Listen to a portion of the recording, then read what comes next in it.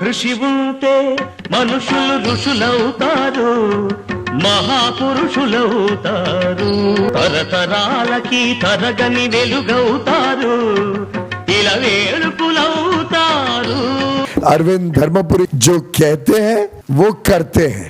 జాతీయ పసుపు బోర్డు కేంద్ర కార్యాలయాన్ని మన ఇందూరులో ఈ నెల 29న కేంద్ర హోంశాఖ మంత్రులు శ్రీ అమిత్ షా గారు ప్రారంభించనున్న శుభ సందర్భంలో తెలంగాణ రైతన్నలందరికీ ఇదే మా ఆహ్వానం. రైతు ఐక్య వేదిక. నమస్తే, మనతో పాటు నిరుద్యోగులు ఉన్నారు. ఒకసారి మాట్లాడదాం. వాళ్ళు సెక్రటరీ ముట్టడి ప్రోగ్రామ్ పెట్టుకున్నారు. నమస్తే. నమస్కారం. ఇప్పుడు సెక్రటరీ ముట్టడి పెట్టుకున్నారు. అక్కడ రేవంత్ రెడ్డి మాట్లాడుతున్న మొన్న సభలో కూడా రైతుల సాక్షిగా మాట్లాడడం జరిగింది. మేము ఉద్యోగాలు ఇస్తా అంటే విద్యార్థులే అడ్డుకుంటారు, మెల్లమెల్ల వేయండి అని చెప్పేసి అడ్డుకుంటారు. దేశంలో ఎట్లయినా ఇక్కడైనా ఇలాంటి సంఘటనలు చూసామని చెప్పేసి మాట్లాడి మీరేమంటారు? నిజమే, దేశంలో ఎక్కడ కూడా ఇట్లాంటి సంఘటన చూడలే. ఎందుకంటే స్వయాన ముఖ్యమంత్రి అయ్యుండి నిరుద్యోగుల వల్ల ప్రభుత్వం వచ్చింది అని చెప్పుకున్న ముఖ్యమంత్రి ఈ రోజు అంతకుముందు సాక్షిగా ఏమంటారు వేల మంది సాక్షిగా అబద్ధాలు మాట్లాడడం ఏ ముఖ్యమంత్రి కూడా చేసి ఉండడు. నేనైతే చూడలేదు అట్లాంటి ముఖ్యమంత్రిని. ఎందుకు ఇన్ని అబద్ధాలు చెప్తున్నారు అంటే మీకు చేత కావట్లేదా ఇవ్వడానికి? మీరు చెప్పిన మాట ఏంటి? వచ్చిన సంవత్సరంలో 2 లక్షల ఉద్యోగాలు ఇస్తా అన్నారు, ఇచ్చిండ్రా? ఇవ్వలేదు. దాని గురించి మేము అడిగితే ఏమన్నారు? జాబ్ క్యాలెండర్ ప్రకారం ఇస్తా అన్నారు. మీరు 2024లో ఇచ్చిన జాబ్ క్యాలెండర్ దాని మీద ఒక ఆఫీసర్ సంతకం ఉండదు, అది ఏ లెక్కన జాబ్ క్యాలెండర్? సరే, మీ ప్రకారం అది జాబ్ క్యాలెండర్ అనుకున్నా, దాని ప్రకారంగా ఒక్క నోటిఫికేషన్ అని వచ్చిందా? రాలేదు. అది చేతగాక ఇది చేతగాక నిరుద్యోగులు ఏం చేద్దామని అంటే ఇప్పుడు రైతు సంబరాలను చేస్తున్నారు, మరి నిరుద్యోగ సంబరాలు ఎందుకు చేయరు? నిరుద్యోగులకి ఉద్యోగాలు ఇవ్వచ్చు కదా, ఎందుకు ఇవ్వట్లే? ఇస్తా అని చెప్పి మీరు అధికారంలోకి వచ్చినారు, కానీ ఈరోజు మీరు వచ్చిన తర్వాత నేను ఇక్కడ నుంచి డిమాండ్ చేస్తున్నా అండి. 56,000 60,000 ఉద్యోగాలు ఇచ్చినాం అంటున్నారు కదా. ప్రభుత్వానికి దమ్ము ఉంటే వైట్ పేపర్ రిలీజ్ చేస్తుందా? 60,000 ఉద్యోగాలకు సంబంధించి వైట్ పేపర్ రిలీజ్ చేయమని నేను డిమాండ్ చేస్తున్నా. ఎందుకంటే మీరు ఇచ్చినా అని చెప్పినారు కదా, రిలీజ్ చేయండి. ఎందుకు చేయట్లేదు వైట్ పేపర్? ఇప్పుడు ప్రభుత్వం సంబంధించిన ఫినాన్సెస్ మీద వైట్ పేపర్ అసెంబ్లీ సాక్షిగా రిలీజ్ చేసిరు. నేను అన్ని రాజకీయ పార్టీలకి నా డిమాండ్ ముందు పెడుతున్నా. ఏంటి అంటే గత బీఆర్ఎస్ ప్రభుత్వం ఎన్ని ఉద్యోగాలు ఇచ్చిందో వాళ్ళు వైట్ పేపర్ రిలీజ్ చేయాలి. ఇప్పుడు కాంగ్రెస్ ప్రభుత్వం వచ్చి 17-18 నెలలు అవుతుంది, వీళ్ళు వచ్చినాక 60,000 ఇచ్చినామని చెప్పుకుంటున్నారు కదా, దానికి సంబంధించి వైట్ పేపర్ రిలీజ్ చేయాలి. అట్లాగే బీజేపీ పార్టీని కూడా మేము అడుగుతున్నాం, మీరు కూడా మా తరఫున అసెంబ్లీలో చర్చకు తీసుకురండి. నిరుద్యోగ సమస్య దేశంలోనే చాలా తీవ్రమైన సమస్య, దాని గురించి ఎవరెందుకు పట్టించుకోవట్లేదు? అంటే రాజకీయ నాయకులకు అవసరం లేదా? నిరుద్యోగ సమస్య, నిరుద్యోగ నిర్మూలన అనే దానికి సంబంధించిన ఒక అంశమే అసెంబ్లీలో చర్చకు రావట్లేదు. సో ముందు అసెంబ్లీ సమావేశాలు కూడా ఉంటాయి కాబట్టి అన్ని పార్టీలు కూడా ఈ సమస్య మీద చర్చ పెట్టాల్సిందే. అండ్ ఈ లోపు మాకు ఇస్తాన మొన్న జూన్ 2వ తారీఖు మేము ఇస్తాము అని చెప్పినారు. అందరికీ ఆశ చూపి ఇప్పటివరకు ఒక నోటిఫికేషన్ ఇవ్వలేదు. జీపీఓ నోటిఫికేషన్ ఇస్తున్నారు, అది లేదు. అన్నిటికీ మించి డిఎస్సి నోటిఫికేషన్, మెగా డిఎస్సి ఇస్తాము అని చెప్పి అధికారంలోకి వచ్చి నేను ఒక రోజు ముఖ్యమంత్రి గారు పొన్నం ప్రభాకర్ గారి ఆధ్వర్యంలో చర్చకు వెళ్ళండి నిరుద్యోగులందరూ అంటే వెళ్ళినాం. ఆ చర్చలో పొన్నం ప్రభాకర్ గారు ఇచ్చిన మాట ఏంది?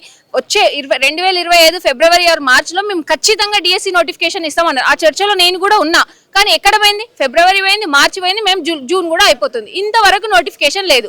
ఇవే ఇవ్వకపోతే ఇంకా రకరకాల టెక్నికల్ డిపార్ట్మెంట్ నోటిఫికేషన్స్ అన్ని ఉన్నాయి, అవన్నీ ఎప్పుడు ఇస్తారు? మీరు ఎన్ని రోజులు మీరు ఇట్లా డిలే చేస్తారు? అంటే మళ్ళీ ఎలక్షన్స్ వచ్చేంత వరకు ఇలాగే సాగదీస్తూ పోతారా?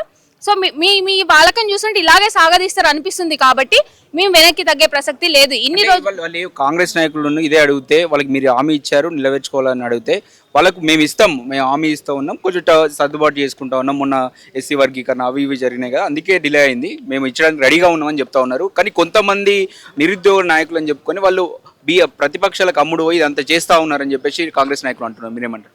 ఇప్పుడు నిరుద్యోగులు ప్రతిపక్షాలకు అమ్ముడు పోయినరు అనే ఒక పదంతో ఎన్ని సంవత్సరాలు మీరు కాలం వెళ్ళదీస్తారు చెప్పండి?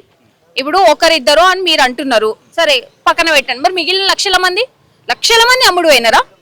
వాళ్ళకేం పని? లక్షల మంది అమ్ముడు పోయిన వాళ్ళు అయితే నిజంగానే అట్లా పైసలు వచ్చినాయి అయితే అందరు ఎందుకు ఇట్లా ఉంటారు? ఎందుకు రోడ్లు పట్టుకొని తిరుగుతారు? ఏదో ఒక నింద వాళ్ళ మీద వేసేయాలి, దాని నుంచి పక్కకు తప్పుకోవాలి. ఇష్యూని డైవర్షన్ పాలిటిక్స్ లో రేవంత్ రెడ్డిని మించినోడు ఇంకెవరు లేరు. అది క్లియర్ గా ప్రతిసారి మేము ధర్నాలు చేసిన ప్రతిసారి ఎవరైనా ముందుకొచ్చి మాట్లాడితే కథం ప్రతిపక్షం అంటారు. అనగానే మీ బెదిరింపులకు ఎవ్వడు భయపడి వెనక్కి పోడు. మాకు కావాల్సింది నోటిఫికేషన్లే. మీరు ఎన్ని నిందలు వేసుకుంటారో వేసుకోండి, మేము చేసే ఫైట్ మేము చేస్తాం, మేము సాధించుకోవాల్సిన తప్పకుండా సాధించుకుంటాం. మీకు ఎలాంటి డౌట్లు ఉన్నా ఏమున్నా బలవరు వెంకటరెడ్డి ఏమంటారు? నేను సీఎంతో అవసరమైతే మీ నిరుద్యోగులందరినీ కల్పిస్తా, మీకు ఒక హామీ ఇచ్చే బలంగా నేను చూస్తా అని చెప్పేసి మాట్లాడుతున్నారు, మీరేమంటారు? నేను ఇదే బల్మూరు వెంకట్ని అడుగుతున్నా, వస్తాం మేము, తీసుకోవండి. ఎందుకు తీసుకోవట్లే? మీరే వస్తలేరంట, ఉద్యమాలు చేస్తా అంటారు అని చెప్పేసి అన్నమాట. ఎందుకు రావట్లే? మీరు తీసుకోపోతే వస్తుంది. ఏమన్నా తీసుకోపోతే చామల్ కిరణ్ కుమార్ రెడ్డి దగ్గర తీసుకెళ్లి కూర్చోబెట్టి సమస్య పరిష్కారం అవుతుందా? అవ్వదు కదా. ఎందుకు? లాస్ట్ టైం మేము సీఎం గారు చెప్తేనే పొన్నం ప్రభాకర్ దగ్గరికి పోయినాం, ఇంతకు ముందు చెప్పినట్టు.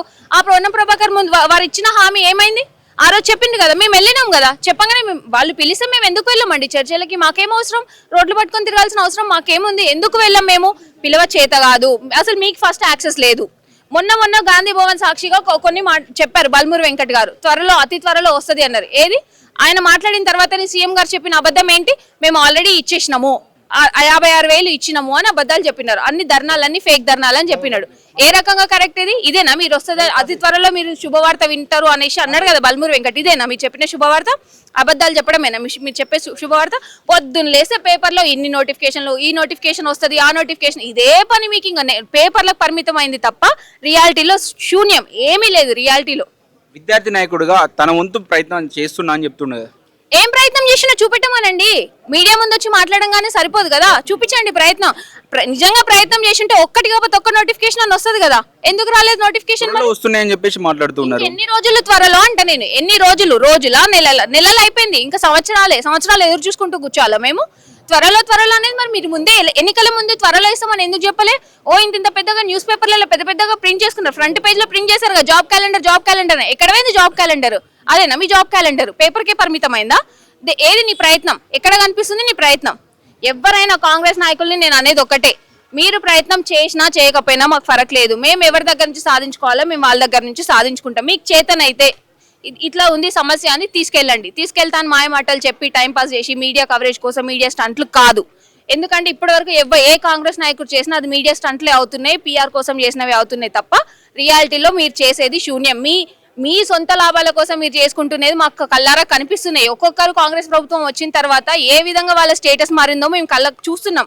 ఎవరిని అబద్ధాలు చెప్పి మోసగించలేరు, అయిపోయింది. ఆల్రెడీ ఒకసారి మోసపోయినారు అందరూ, మళ్ళీ మోసపోవడానికి ఎవరు సిద్ధంగా లేరు. కాబట్టి మేము ఖచ్చితంగా చెలో సెక్రటేరియట్ ప్రోగ్రామ్ కి పిలుపునిస్తున్నాం. బరాబర్ చేసి తీరుతాం. ఎట్లా ఆపుకుంటారో ఆపుకోండి.